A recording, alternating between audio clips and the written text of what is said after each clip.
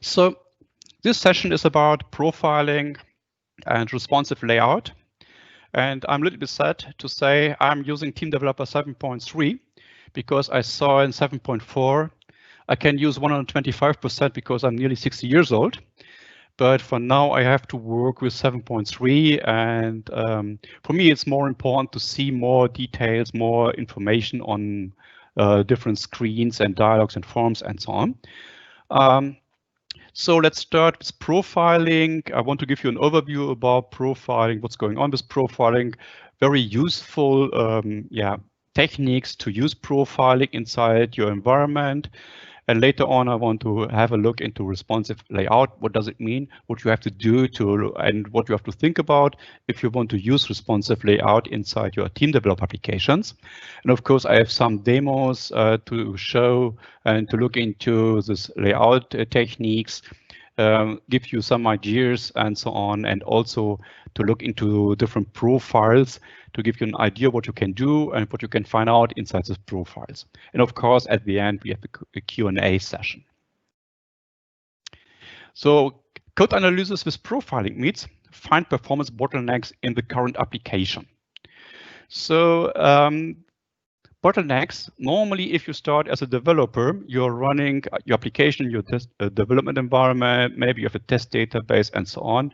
And I know as a developer, everything works very well inside my team developer environment, inside my test environment and so on.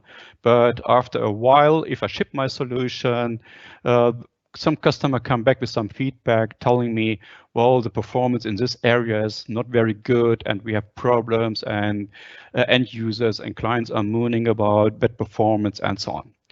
So the best way to find out what's going on in my application to start the profiling the program code. That means if you start your application and you start your profiling, we create a protocol what's going on in your application. So every call, if you want, every event is tracked and is written into a TRC file and gives information about the millisecond output for each executed functions. Also for external functions. So we will see that if you have an external DLL, if you call a special function inside this DLL or assembly, you get information out of it. That means you get really a transparent environment, transparent information about the application.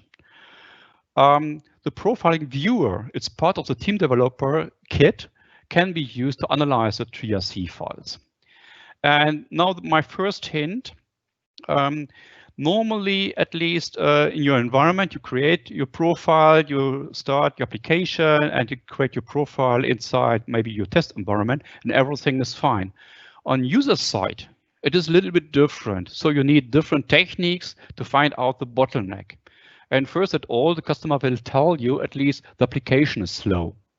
But you have no idea what's going on customer side. You have no idea what's which user or which operating system is used, how many memory is inside the computer and is used, which is really or what is really inside the backend and so on. And we extended the profiling with some very nice SAL API functions to get more information also from the customer side. Let's have a look into our different analytic sessions. First of all, we have levels of profiling. So we have message blocks and internal functions if you have the level number 1. If you want to have all the SAL functions and internal and external functions, you have to choose the level number 2. Activating the profiling. So there are also different techniques. First of all, maybe your team developer 7.3 application is not has no API use or internal API to start the profiling and. So what you can do is you can set the profiling settings inside the environment variables of the operating system. That means at this point you can use the environment variable td profiling underscore level, set it to 1 or 2. And you have to pass a second variable, environment variable, td profiling underscore file. And maybe you type in ctemp mylog.trc. if you start, then the application, everything and the profiling starts inside the environment. So the runtime starts with the profiling and writes the TRC file. The option number 2 is the command line parameters. That means you create a small shell executable. That means maybe it's my application.exe minus profiling level 1 minus profiling file ctem myfile.trc. Then start this link and the application will write into this profiling. The option number 3 is part of the Cell API, so you can use Cell profile functions. First of all, you can use Cell profile start with the file name and the profile level. Then maybe you want to suspend in special sections inside your application. You can suspend the profiling. So don't write into the profile until profile continue is raised. And at the end of the application, maybe application stop or application exit, you do a Cell profile stop. This is one option, but at least if you have a massive application running maybe 2 or 3 hours, you have megabytes of data. So at this point, it makes really sense to think about maybe a functional class, a global functional class, and to switch on different flags, which part of your application should be analyzed. On the next screen, again, there's different options. The first one with the environment variables, you can see it's done inside the environment.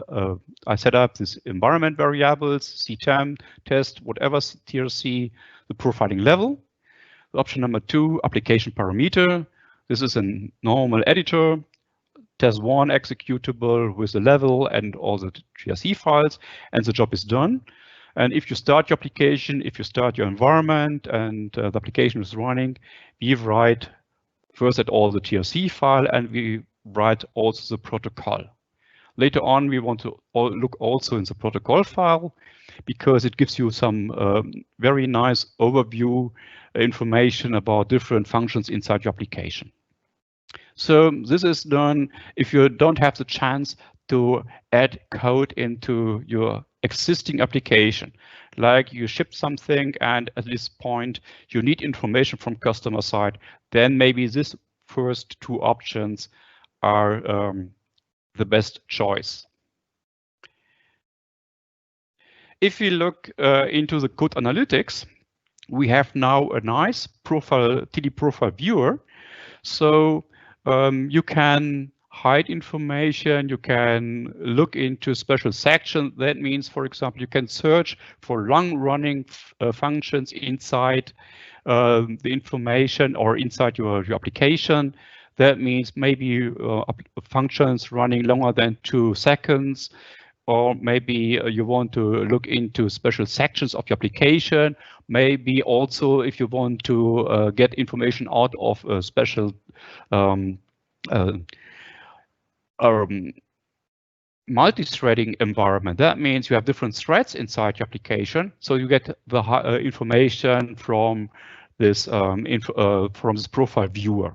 Also on the summary tab, you get information like a special function is called 3,000 times. The average was maybe 2 milliseconds. So you can zoom in, you can click into the different levels of your application, into loops to get more information what's going on, for example, in a special loop. And on the right screen, you can see also some additions, what we have done and edited into Team Developer 7.3 and 7.2 to create start tags and end tags and also annotations. So if you look into the full API set, you will see the Cell profile start. I mentioned it before, also the profile stop. Then we have new Cell profile annotate. That means you can write out information directly into the profile. No time is written, of course, but at this point you can get additional information and you can write additional information into your profile. We have a tag start. Like now we initialize a special class. This is my tag start. And after a while, we are working with this class and so on. We do a release of the class. We set it to null, object null. Then we do a tag leave. That means we can measure the time and all the calculations and settings and so on between the tag enter and the tag leave. And also we can at least suspend and continue our profiling. So on the big screen on the right-hand side, you can see some tags. So start reading environment. Then we have a function from the CBI32.executable, salgetEnvironment. SalgetEnvironment is a new function. I don't know if it's really new, but it's a very useful function. It goes to the .NET framework and gives me all this information from the operating system into an array, a string array. That means, for example, the name of the machine, H. Reimann -02, the operating system, the current user, the domain, number of processors, physical memory available, and so on. So I get this information, and I can write this information into the profile by using salprofile annotate. That means I get a thread tag as an annotation, and I can get information out of my environment. Very, very useful if a customer sends in some information, is telling you, well, this is a modern computer with a lot of memory and so on. And you get back the information, no, it's an old operating system, only one processor maybe, and the physical memory is maybe 2 gig or something like that. So you can analyze also the environment of your application. And this is started also with, or ended with an end tag. So the number is automatically counted, but you can type in a special string, and you can use the action section inside the profile viewer to find special tags, special annotations. So because maybe a file is more than 10 gig, 20 gigs, and so on. So it's a comma separated file. And maybe the user is able to zip this file and send it to you, so you can analyze this file and you can find out what's going on inside his installation, inside his environment with this application. So it's not only the profiling functions, also I added the environment function, salgetEnvironment, to get information what's going on. And something new is saltrace_debug. So we have also different options to write something out during debug time. So in our output window, we can type in, for example, a special text information like data selected with false. We don't want to overwrite the latest or the last information. And we have different levels like information, warnings, and errors. So it's like a standard out for C developers, C# developers to write information out during debug time into the output window. Like I need information about the past parameters into a function, but I don't want to use a local because the locals are an array or whatever is used. So at least we can start with a small demo. I open my profile viewer. So we have a 32-bit version and a 64-bit version. I use the first one, and I can open now a special profile. I have more than one because I want to show a little bit more inside the profiling. So at least we have our main application. It was running nearly 5 seconds. It's not so much, but during the 5 seconds, we got a lot of information. First of all, we have during startup application, we have the salgetEnvironment. It's a sal function. It takes 0.6 milliseconds. And we have a function salgetUpperBound to analyze and to write this information. It takes me 0.01 milliseconds. And we get more information and long-running applications like a raw header click. There's an event, and let's have a look into the event. We can open the event. There was a check for whatever, so it's a SQL connect. We have a SQL prepare and execute, a fetch next, SQL disconnect, and a model dialog, and to open a model dialog. So what do we have? We have 4.9 milliseconds for a connection to a database. We have a prepare and execute, which took 0.7 milliseconds. We have a fetch. We have a disconnect, which took half of a millisecond. We have a SAL dialog. What's going on? We can dig into this environment and you will see we have a lot of information like set color took me 0.5 milliseconds. So I can dig into environment, or I can use a filter and say I want to have everything what's greater than 2000. Filter. Okay, I found filter. I found at least, come on.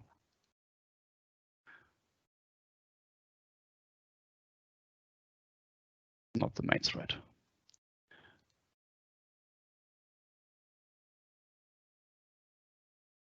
Let me reopen it to make sure it's not hanging. So 2000 filter.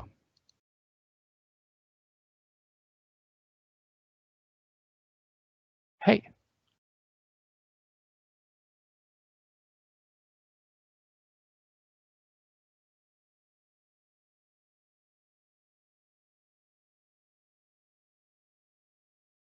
Here we go. So we close it. And now we have, for example, this SAL model dialog, which took longer. And we have also a fill table, which took longer than this 2 milliseconds or 2 seconds. If we look into our summary, we will get an entry for every called function. Like, let's start with the prepare and execute. It was called 3 times, and the average was 35 milliseconds. We have a connect was done 197 times. During the runtime of the application, it was 200 milliseconds. And so on. So we have a lot of information. And again, it's a comma separated file. So you can look into your own, or you can create your own tool to look into this information, because it is really hard if someone sends you a profile and the TRC file and the log files and so on, and then you want to compare it with your own environment. Then it makes sense to work with classes and also with the tags and so on. So you can maybe create your own tool to find this information, to find information inside the environment in the right place, to compare maybe the entries from, or the log files and the trace files from your customer with your own trace files to find out, is this really a problem inside my function? What can I do better? Or is this really a problem inside his environment? So that's why we are using tags. So you can filter for tags, only to see tags, clear filter, or if you want to see, for example, annotations. Yeah, the first step is, at this point, I want to see the annotation because I want to see what is really going on my client computer. And of course, I can also clear these filters. And I can search for different functions. Yes, equal to whatever function. I can search for different modules, like special classes and so on. And what I want to do is now I want to show you another profile. And you can see we have now 2 entries. We have a main entry, and we have also an entry for this thread. So we look into the thread for the mail thread. And what we see is we have some mail constructors is an internal function. And we have also, for example, external functions. That means an external function, for example, is salmail33.dll as and dispose. Took me 0.5 milliseconds. We have a prepare and execute. We know about that. A mail connect, for example, comes again from the DLL and tells me it's an external function. It took 0.26 milliseconds. So a lot of information, also from external functions, from external processes, from threads inside the application, and so on. So very useful for the daily work, not only as a developer, also to find out bottlenecks on customer side, on your own application, to look into the source code, to optimize your source code, and so on. Let's have a look.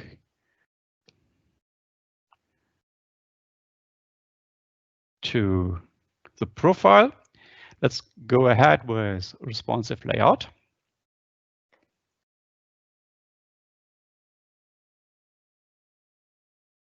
So responsive layout is something new in Team Developer because a lot of our colleagues and myself were looking into resizing windows and dialogues and so on MDI windows with all these dependencies.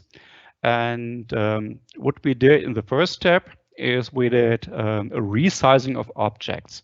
Doesn't mean we do not want to resize the fonts. We want to show more information. So therefore, we implemented a technology called anchoring. So anchoring property settings. What we are doing is we have some new settings attributes inside the Team Developer environment. The first one, or the first section, big section, is for the Windows container. That means for an MDI window, dialog, and a form window. So you have to enable or disable the anchoring. So on the right-hand screenshot, you will see anchoring is enabled, yes. And maybe this form is inside an MDI window. We want to anchor it on the top and the left, and we have a minimum width and a minimum height for this container for 5 sol and maybe 2 inches, whatever. So I recommend always to set up a minimum width and minimum height. Later on, you will see why. So if I don't set it up and I can shrink it down to a point, though it doesn't help because everything is on one point. So maybe the minimum width and the minimum height is the actual design time size. So if you set it up, it's the minimum what you want to see. So you can open maybe a form or dialog. You want to show more, but less is not possible. So this is really the minimum. And for the controls, we have the vertical anchor and the horizontal anchor. So for the vertical anchor, following settings can be done and can be set. Top, so that means the object, the control is anchored to the top, to the bottom, and both. That means it will resize vertically to allow more or less content to show. Like a list box, you want to show more entries. If you have a grid to show more entries, more records, then maybe both is the right choice. For the controls, horizontal anchor, it means on the left hand, you can bound it and anchor it to the left, to the right, or both. For both means, again, for grid control, show me additional columns. Or if you have a text box, the text box maybe can contain, for some reason, 100 characters, but you can only see 10, then maybe it's a good point to anchor it to the left or to the right and say, I want to have horizontally on the both. That means if you resize and if you resize your dialog and your form, you will see more information inside this text box. So here is a cool screenshot, which allows me to explain some information and some techniques. So what I've done is I have to set up this environment. You saw it maybe previously in my session about the remote access to Team Developer. So this is a source code, and you can see I have a nice grid inside. I know we have a lot of records inside. We have some text boxes. We have some columns inside the grid, and so on. So I want to show more because I cannot read all this information inside my text box. I also have some limitations because I cannot see all the columns. I want to see more records and so on. So I have to start to look into my dialog, into my settings, or my form into my settings to find the right way to anchor it. What I have done is for the form window, I have set up and directly set the minimum size and the minimum width. That means the left-hand screenshot is the minimum what I want to see. So I cannot, if I don't set it, I can shrink it directly to a point.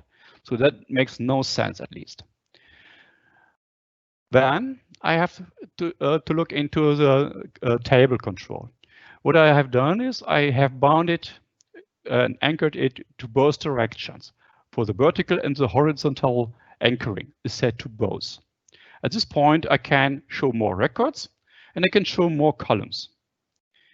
So if I don't take care about my push buttons and so on, and if I resize it, the push buttons by default and all the elements and controls which are now shown below the grid are anchored to the top left. That means if I open and I recreate and I change my number of records, then the table and the grid window will hide all this profile and buttons and text box information and so on. So it's not a good idea.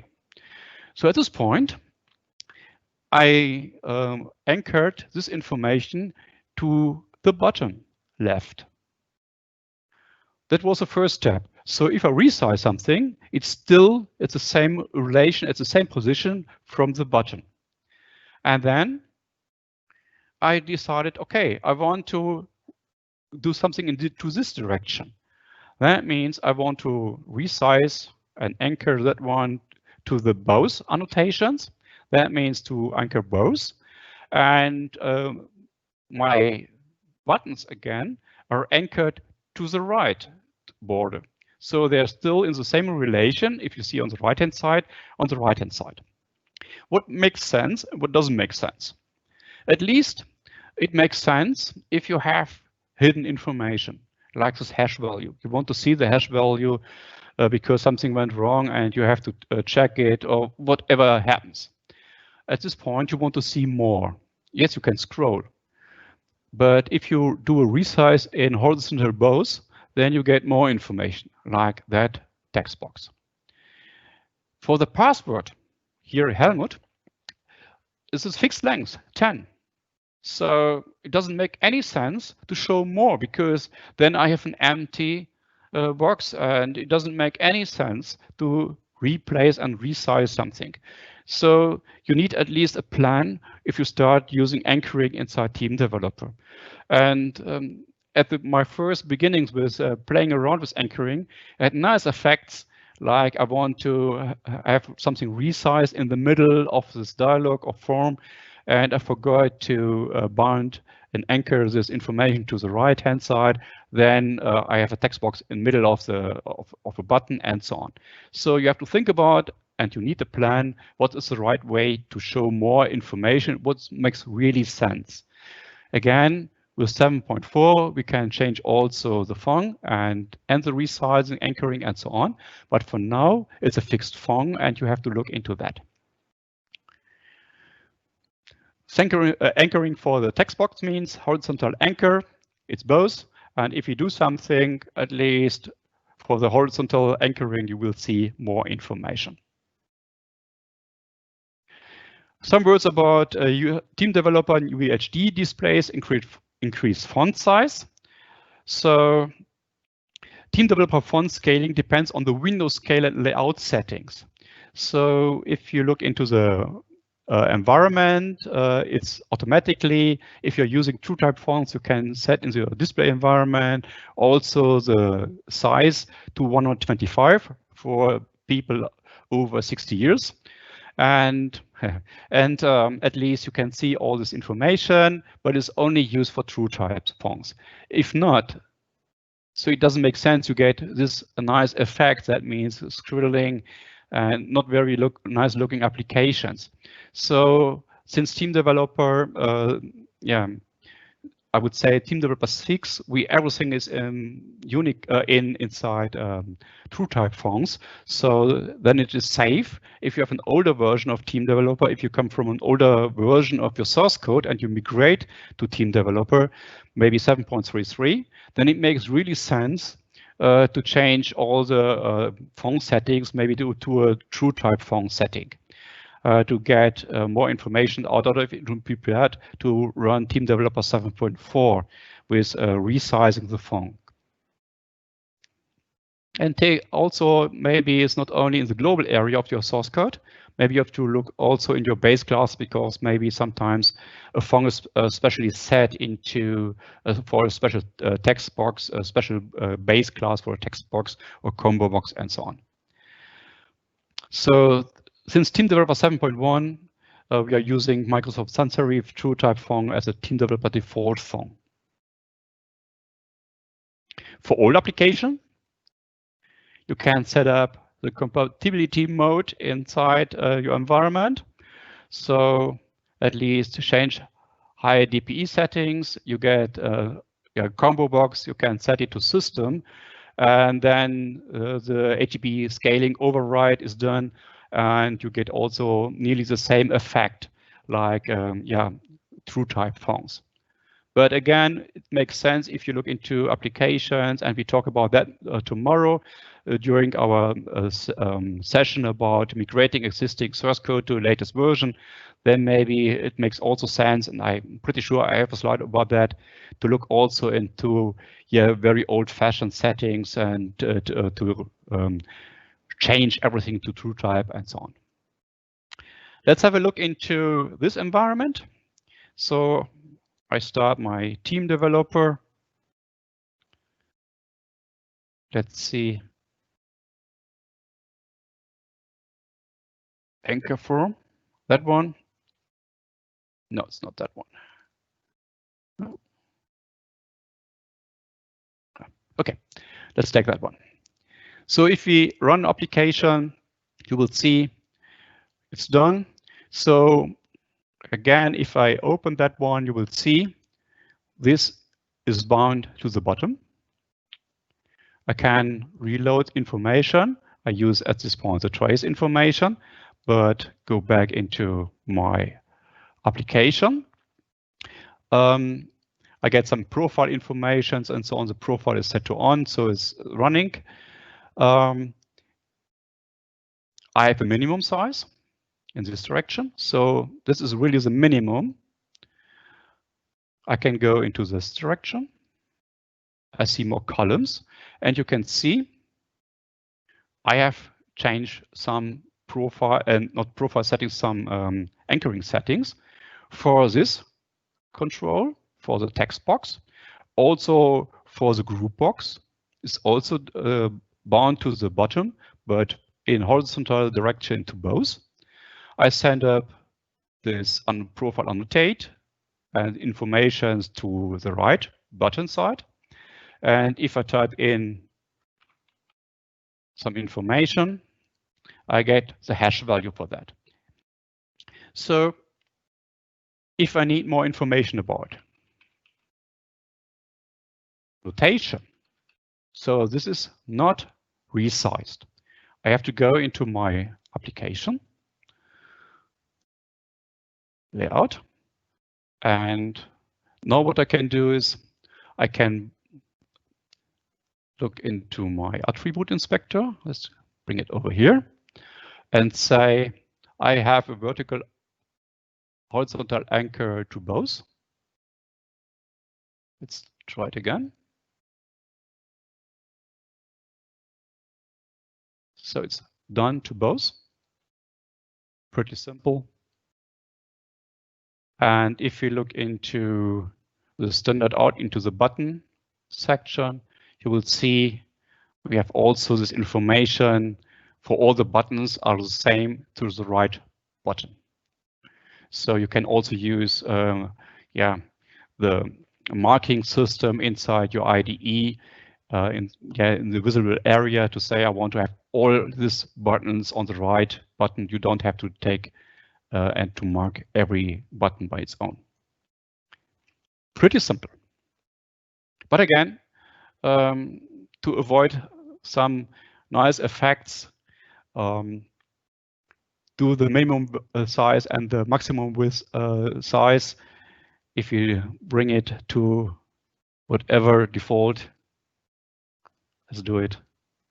Start again the application. No, I don't want to set it up. Then you have really strange effects. Oh, it's not doing something, but in this direction, for example. So if you want to hide something, fine, but in my eyes, it doesn't make any sense. Okay, questions?